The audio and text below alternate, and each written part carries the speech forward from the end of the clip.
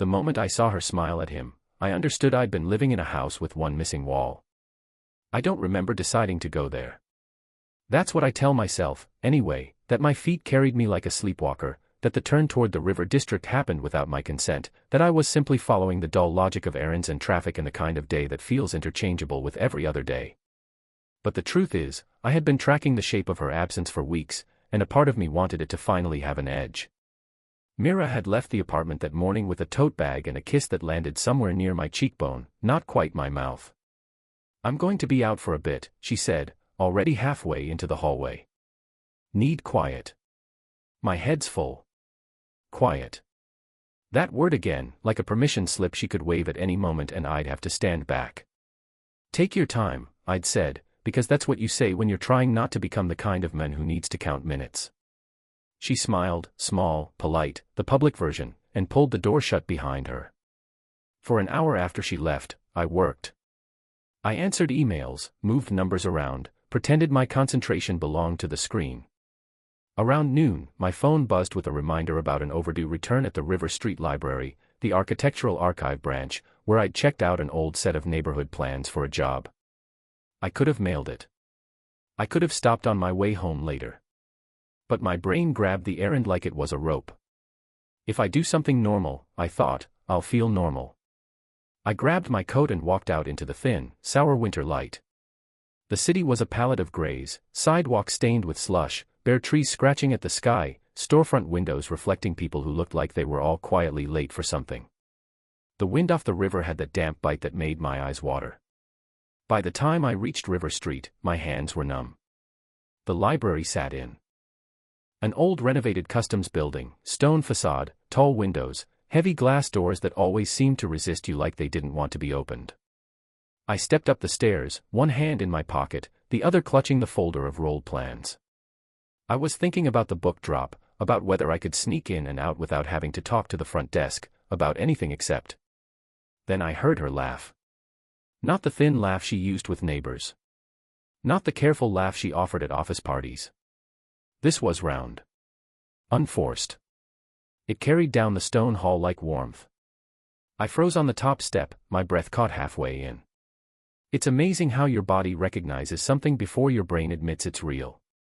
I took a step forward, then another, and the sound became clearer. It was Mira. No mistaking it. And because it was Mira, the laugh wasn't just a laugh, it was a map to a place she hadn't taken me in a long time. Inside, the lobby opened into a high-ceilinged room that smelled like paper, coffee, and old varnish. The reference desk sat to the right, beneath a hanging lamp. People moved quietly around the space, trailing coats and tote bags, the way they always did in places that demand hushed reverence. And there she was. Mira stood near the reference desk, her scarf loosened, cheeks pink from the cold. She'd taken her hair down, something she hadn't bothered with in weeks unless she was going to something important. She was leaning forward slightly, elbows close to her sides as if she was holding herself in a posture she reserved for listening. A man stood on the other side of the desk, angled toward her. I'd never seen him before. He was about my height, maybe a little taller, with tidy dark hair and a coat that looked expensive without trying. He held a thin folder in one hand, and the other hand rested casually on the counter, fingers relaxed, as if he had all the time in the world. Myra's smile flickered across her face like sunlight. She said something. I couldn't hear the words, then laughed again, quick and bright. The man's mouth curved in response, a grin that looked practiced and pleased with itself. He leaned in a fraction. She didn't move away. It wasn't anything you could point to and declare, there's the betrayal. No hand on a knee. No kiss. No lipstick smear on a collar. It was subtler. Worse, in some ways. It was the ease. The comfort of a shared space that wasn't supposed to exist. The rolled plans in my hand suddenly felt heavy, as if they were filled with water. For a moment, I considered turning around. Leaving. Going home and waiting and letting her tell me whatever story she'd prepared, because maybe it was nothing, maybe I was tired and suspicious and the kind of man who sees threats in shadows. Then Mira tilted her head, and I saw the expression in her eyes, not joy, exactly, but a soft focus. An attention I hadn't been able to earn lately no matter how many dinners I cooked or questions I asked. I walked inside.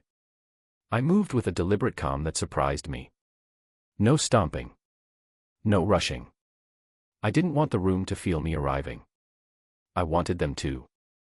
Mira spotted me when I was about 8 steps away. Her laugh cut off like someone had pulled a plug. Her face drained. The smile disappeared so fast it left behind something stark and scared.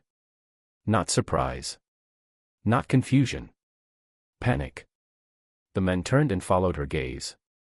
His expression shifted, just a fraction, but enough for me to read it, calculation, quick and instinctive, like someone assessing exits. I stopped a few feet from them. I set the rolled plans gently on the nearest table, as if placing down something fragile. Mira, I said, and kept my voice even. She swallowed. Jonas, what are you doing here? The fact that she asked what I was doing there, in a public building, on a weekday, with an obvious folder in my hand, was almost funny. I came to return something, I said. Heard you. Her eyes flicked around. The archivist behind the desk was suddenly very interested in the computer screen. 2 students on the far side of the lobby pretended not to look. The man cleared his throat. Hi, he said, aiming for friendly. I didn't realize. You don't have to explain to me, I replied. I looked at him, not her. What's your name? Myra's shoulders tightened. Jonas. I ignored the correction and kept my gaze steady on the man. Your name? He hesitated. Evan. Evan what? He blinked, then glanced at Mira like she might rescue him with a laugh, a joke, a social deflection. She didn't. Evan Calder, he said. I nodded once. Okay. Myra's voice snapped sharper. This is ridiculous. Jonas, stop. You're making it a thing. A thing. I repeated quietly. She looked like she wanted to pull me aside, whisper something into my ear, fix the scene by controlling the frame. Yes, she hissed. People are watching. I glanced around. A few heads had turned. Most people were busy being politely invisible, the way strangers are. Libraries and archives are full of people pretending other people don't exist. I looked back at Evan. You came here to meet my wife. He opened his mouth. We're. Mira cut in fast. He's a colleague. We ran into each other. It's not a crime. No one said crime, I replied. Evan shifted his weight, and his fingers tightened around the folder. I could see the moment he decided he didn't want to be in the blast radius. I should go, he said. You can, I replied.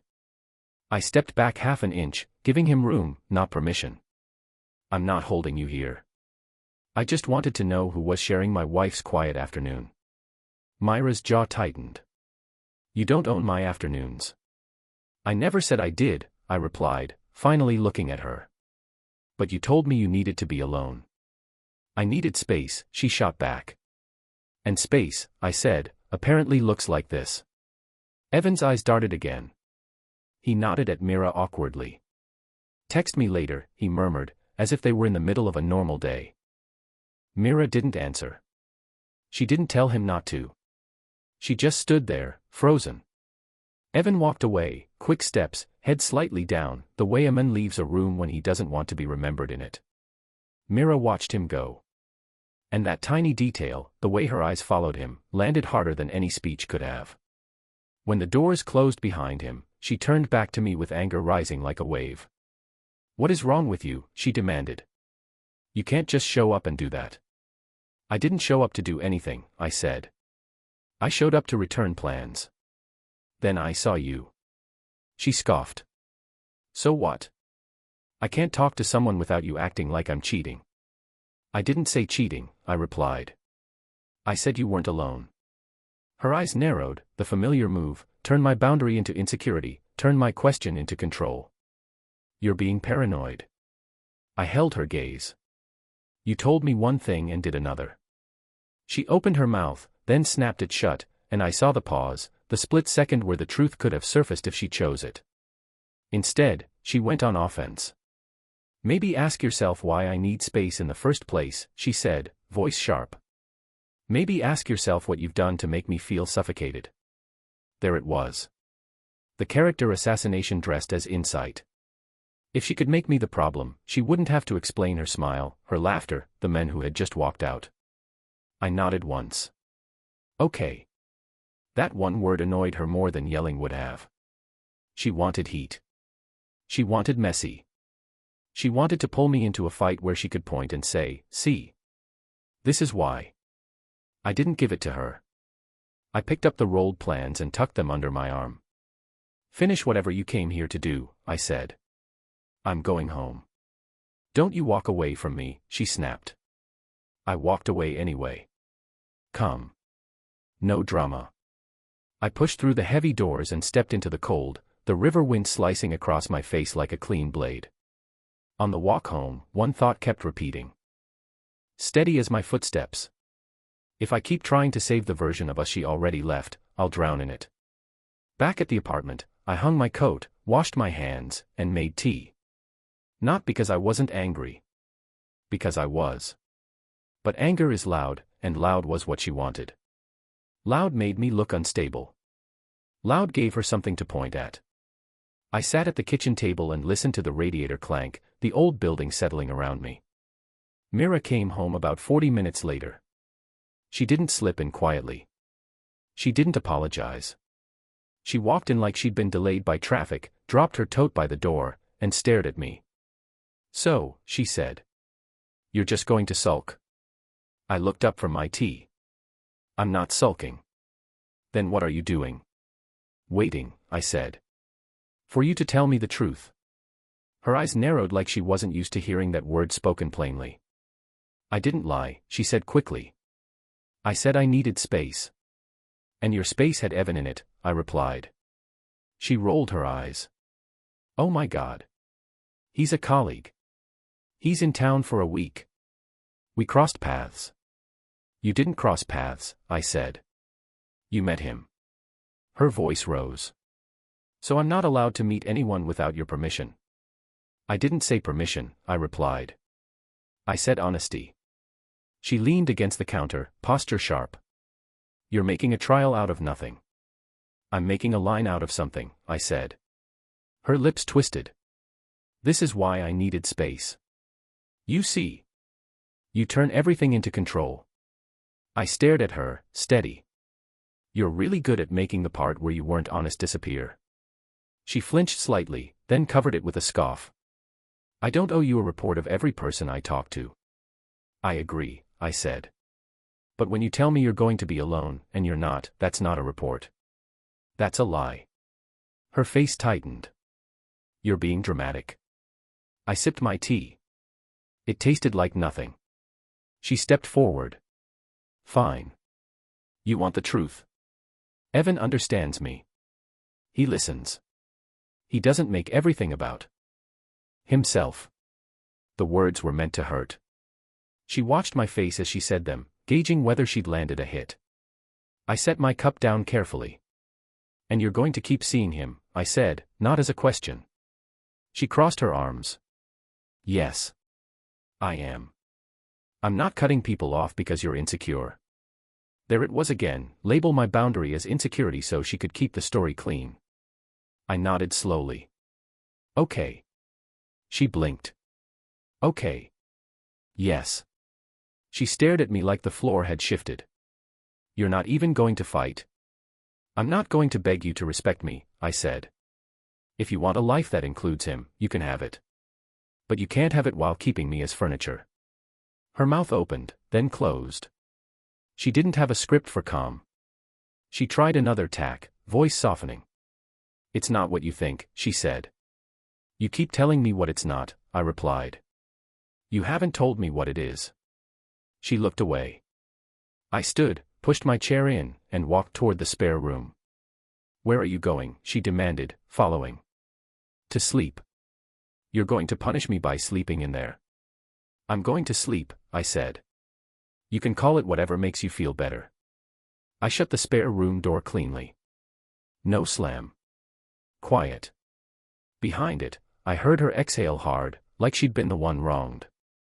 In the dark, I made a decision that didn't feel dramatic at all. It felt simple, like finally setting down something I'd been carrying too long. If she wanted space, she was going to feel what that meant. The next morning, I got up early. I dressed for work with extra care, not because of vanity, but because appearance can be armor. I left the apartment looking like I had somewhere important to be, because I did. In the kitchen, Mira watched me adjust my collar.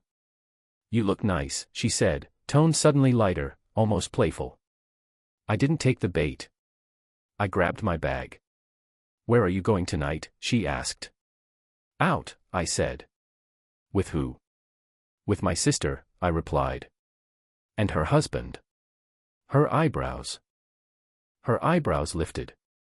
"Neela and Aaron?" "Yes. We usually go together." "Not tonight." She laughed once, like it was cute. "Don't be petty." "This isn't petty," I said, hand on the doorknob. "This is me taking space." Her smile faded. "You're doing this because of Evan." "I'm doing this because you told me you needed space," I replied. "I'm giving it to both of us." She stared at me, frustration building. "You can't just decide that unilaterally." I met her eyes. "Watch me." I left. At Neela's apartment that evening, the air felt normal. Warm. Smelled like roasted garlic and cumin. Neela hugged me hard, the way she always did, and then pulled back, eyes searching my face. "You look composed," she said. "Thanks," I replied. Aaron handed me a glass of water without asking. He was the quiet type, but his quiet didn't feel empty, it felt like steadiness. We ate. We talked about small things first: work, a movie Neela loved, Aaron's new hobby building tiny shelves for no reason. Halfway through dinner, Neela set down her fork and said, "Okay. What's going on?" I exhaled. "How do you always know?" She snorted. "Because you're my brother and you get this look when you're holding in a storm." So I told them. Not the whole messy emotional sprawl, just the facts. The library. The lie. The way Myra's face changed. The way she called me insecure. Neela listened, eyes narrowing with each detail. Aaron didn't interrupt. He just watched, calm. When I finished, Neela leaned back and said, "That's not just a colleague." "No," I agreed. "And she's trying to make you feel like the problem," she said. Classic. Aaron finally spoke. "What do you want?" I stared at my plate for a moment, then looked up. "I want the truth without the rewriting. And I want my dignity back." Neela nodded. "Then stop negotiating it." I gave a short, humorless laugh. "I think that's what I'm doing." After dinner, Aaron pulled me aside while Neela packed leftovers. His voice was low, careful. "Don't let her bait. You into being loud," he said. "If you stay steady, the reality will do the work." I nodded. "That's the plan." Back home, Mira had staged a scene. Candles on the table. Music low. Dinner cooked, real dinner, not her usual tossed salad and apologetic pasta. A bottle of wine waiting like a prop. She smiled too brightly. "Hey. I thought we could reset." I set my keys down. "Reset," I repeated. She moved closer, touching my arm lightly. "We've been tense." "I don't want that." Before I could reply, the doorbell rang. Myra's smile sharpened. "Oh, Lena and Mark are here." "Of course. Our friends. Witnesses." Lena stepped in and hugged Mira, then hugged me, her eyes flicking between us. Mark followed, calm and oblivious or pretending to be. Mira played host like she was auditioning, laughing, pouring wine, telling stories, brushing my shoulder as she passed behind me like physical contact was suddenly part of the menu again. Lena watched it all like she was watching someone oversell a used car. Halfway through dinner, Mira lifted her glass. "To fresh starts," she said. Mark raised his glass. Lena hesitated, then raised hers. I tapped mine lightly. "Sure." Myra's smile tightened. She launched into conversation fast, steering away from anything real. Jonas has been in this quiet mood lately, she said with a laugh. You know how he gets. He disappears into his head. Lena's eyebrows lifted. He's always been quiet, she said. That's not new. Mira laughed too high. You know what I mean. Lena leaned back. I know what people mean when they start labeling instead of explaining. Myra's eyes flashed. We're just trying to have a nice dinner. I set my fork down gently. It's hard to have a nice dinner when someone's performing. Myra's head snapped toward me. Excuse me. Lena looked at Mira. What's going on? Myra's smile returned, brittle. Nothing. Jonas is being dramatic because I met someone for coffee. Lena's gaze sharpened. Someone. Mark frowned. Wait, what? Mira waved a hand. It's nothing. A colleague. And Jonas decided to make it a crisis. I kept my voice even. She told me she was going to be alone. The room went quiet. Lena's eyes moved to Mira. Were you? Myra's cheeks flushed. It doesn't matter. I needed space. He's being controlling. Lena blinked slowly. That's not what controlling means. Myra's mouth opened, then closed. Mark shifted uncomfortably. Guys, maybe. Lena cut him off without looking. No. If it's nothing, it shouldn't fall apart when it's said out loud. Mira pushed her chair back, scraping the floor. This is insane, she snapped. Jonas, you're humiliating me. I looked at her. You don't get to call it humiliation when the only thing happening is the truth being present. Lena stood. I think we should go, she said quietly. Mark blinked. What? Why? Lena grabbed her coat. Because this isn't dinner. This is a stage. They left. The door shut. The candles kept burning, useless. Mira turned on me, rage and fear mixing. You couldn't just play along, she demanded. I looked at the table, the wine, the perfect set she'd built to trap me in normal. No, I said. One word. A full stop. Her eyes widened like she'd never heard my voice sound that final. She stepped closer. So what? You're giving me ultimatums now. Yes, I replied. You don't control me, she hissed. I'm not trying to, I said. I'm controlling access to me. She scoffed. He's just a colleague. Then stop treating him like a secret, I said. Her nostrils flared. So what, you're going to leave me if I have coffee with someone? I held her gaze. I'm going to leave if you want a marriage where I'm the background and he's the excitement. She stared at me, breathing hard, then tried softness, the pivot. Okay, she said quietly. Maybe I handled it badly. I'm sorry. I watched her carefully. Sorry for what part? Her smile twitched. For not telling you. Fix it, I said. Her eyes shifted. I will. Then she reached for my hand like we were suddenly fine. I didn't yank away. I simply didn't give it. She froze. You're still punishing me. I'm still watching, I replied. I went to the spare room and shut the door. Quiet. Behind it, I heard her pacing. Not sobbing. Not collapsing. Pacing, like someone trying to find the next move. The next weekend, she overcorrected. Too much warmth, too much touch, too much nostalgia. Saturday morning, she stood in the doorway of the spare room wearing one of my old shirts like a costume, leaning against the frame like she owned the moment. Hey, she said softly. Can we talk like adults? I looked up from tying my shoes. We've been talking. You just don't like what I'm saying. She walked in and sat on the edge of the bed. I want to go to lunch, she said. Just to clear my head. After that we can do something together. Maybe that hike you wanted. I stared at her. She remembered the hike now. The sudden interest in my wants only appeared when she felt my detachment. Enjoy lunch, I said. Her eyes narrowed. Are you coming? No. Her voice sharpened. You're being stubborn. I'm being consistent, I replied. She followed me into the hall. Jonas, stop acting like I'm some villain. I'm not acting, I said. I'm responding. She grabbed my arm. I don't want to lose you. I looked down at her hand on my sleeve. Then stop testing how much disrespect I'll tolerate. Her hand dropped. I left. I didn't follow her. I didn't stalk her. I did something cleaner. I found out who Evan Calder belonged to. It took less work than it should have. People post. People leave traces.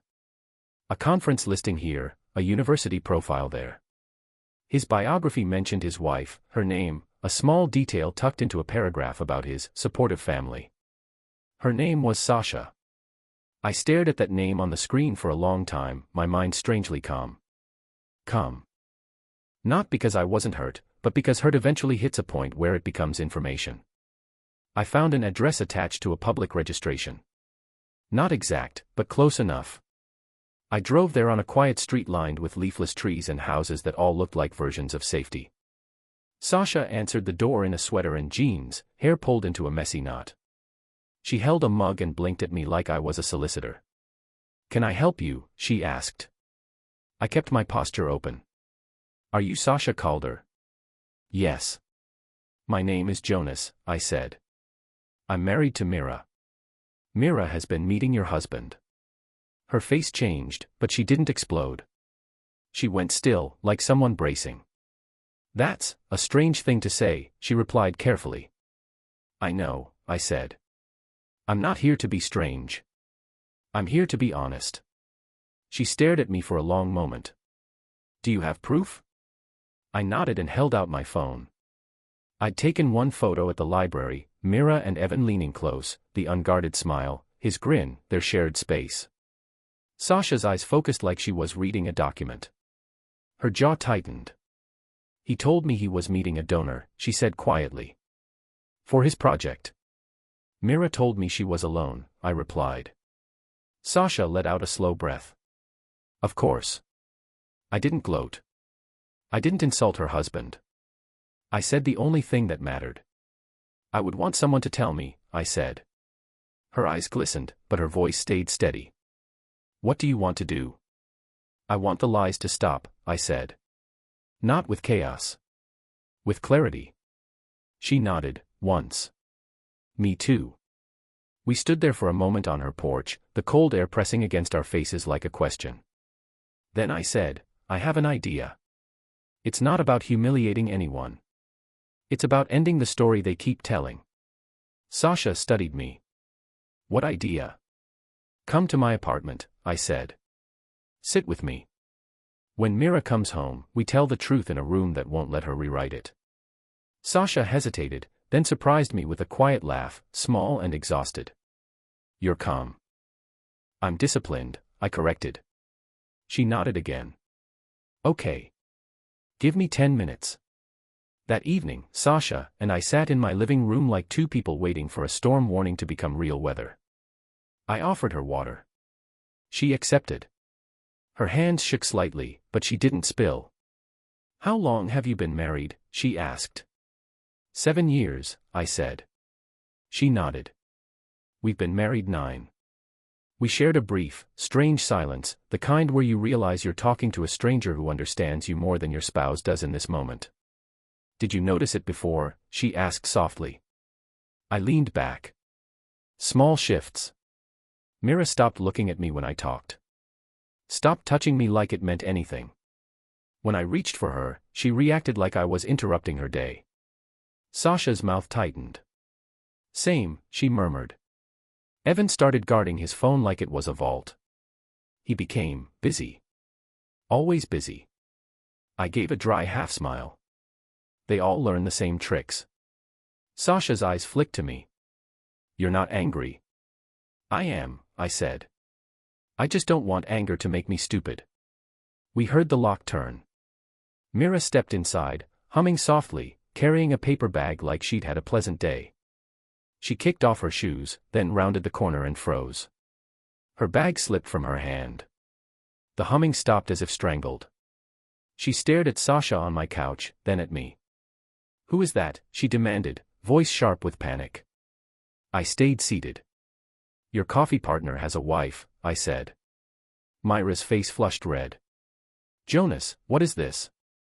Sasha stood slowly, composed. Hi, Mira, she said. I'm Sasha Calder. Evan's wife. Myra's mouth opened. Closed. Opened again. You brought a stranger into our home, she snapped at me, as if that was the crime. You brought a stranger into our marriage, I replied. Myra's eyes flashed toward Sasha.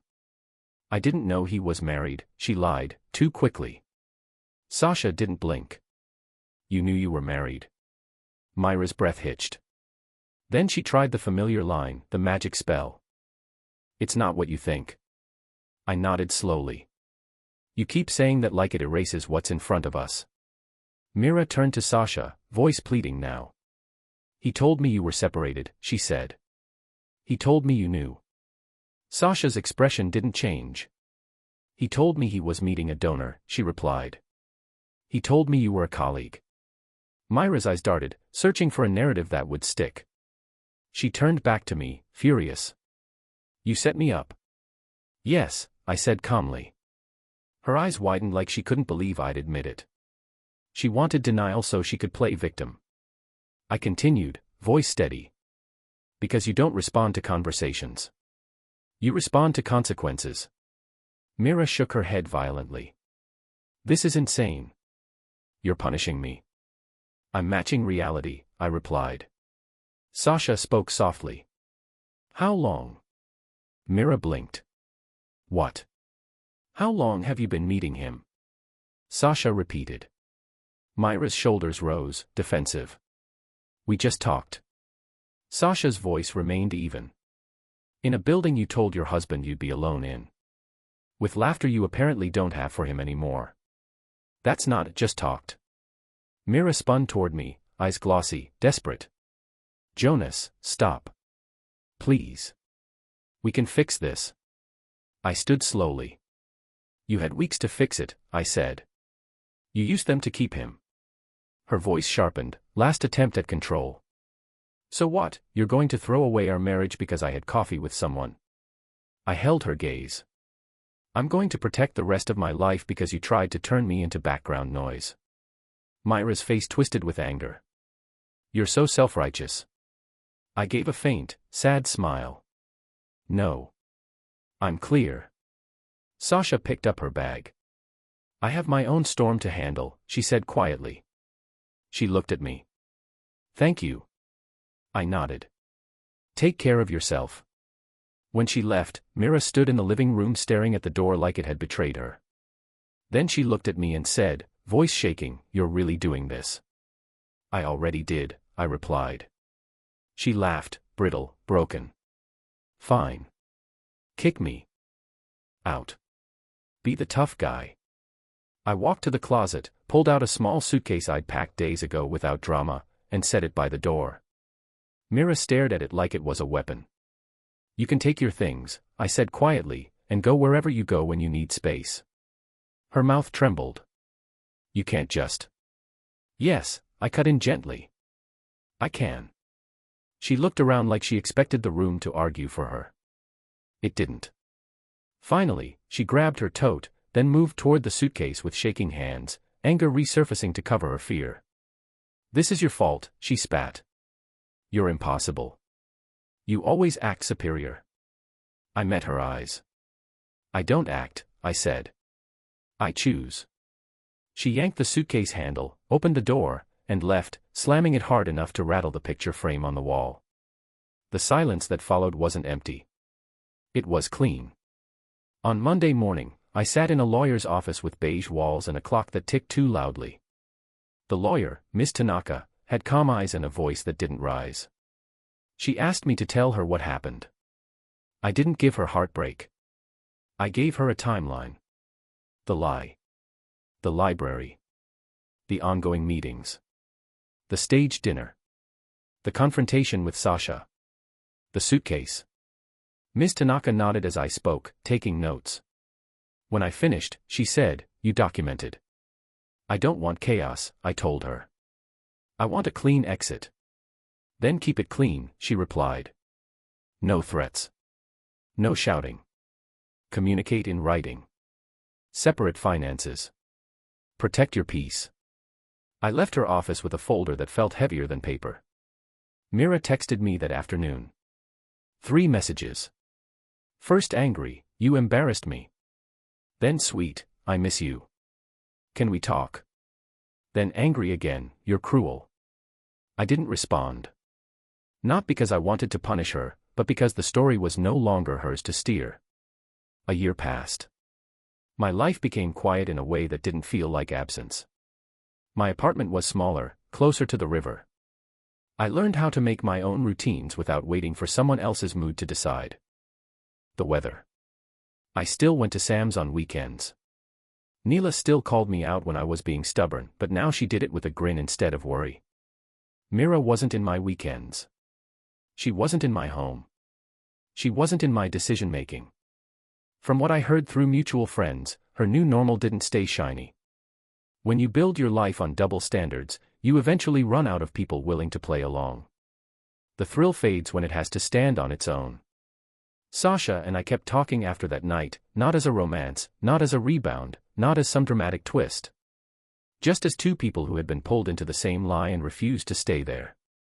At first it was practical, checking in, trading notes about paperwork, warning each other when the old patterns tried to pull us back. Then it became something steadier. Coffee walks by the river. Conversations that didn't feel like negotiations. One evening, we sat on a bench near the water, the city light smeared across the surface like paint. Sasha pulled her scarf tighter and looked at me. You know what I realized, she said. What? I asked. That I spent years trying to earn basic respect, she replied. Like it was something I had to prove I deserved. I nodded slowly. Same. She glanced at me. You were so calm that night. In your living room. I expected chaos. I was terrified, I admitted. She raised an eyebrow. Calm isn't the absence of fear, I said. It's deciding fear doesn't get to drive. Sasha smiled, small but real. That's attractive. I snorted softly. If you say mystery, I'm leaving. She laughed, an actual laugh, warm and unforced. No. Discipline, she said. A person who doesn't beg to be treated well. I looked out at the water, then back at her. I'm done begging for anything. She held my gaze. Good. We didn't label anything. We didn't rush. We didn't pretend this was a fairy tale. It was simply 2 people choosing what was solid after learning how fragile pretending can be. Sometimes, when I walk past the River Street Library, I think about that laugh. How it floated out of the building and caught me like a hook. It hurt. It still stings in certain lighting, the way old bruises do. But it also gave me the truth in a form I couldn't ignore. Mira wanted a corridor where she could keep the comfort of being married while shopping for something else. She wanted me steady and quiet and grateful, like a wall that didn't require maintenance. Instead, she got a line. And the last thing I ever said to her in that apartment, the sentence that ended the game, the sentence that closed the door, was simple. You wanted space, I told her. Now you have it. Don't come back looking for a home you wouldn't respect. This is where the story ends. How was today's story? I'd love to hear your thoughts in the comments, and where you're watching from. Like, share, and subscribe for more powerful stories.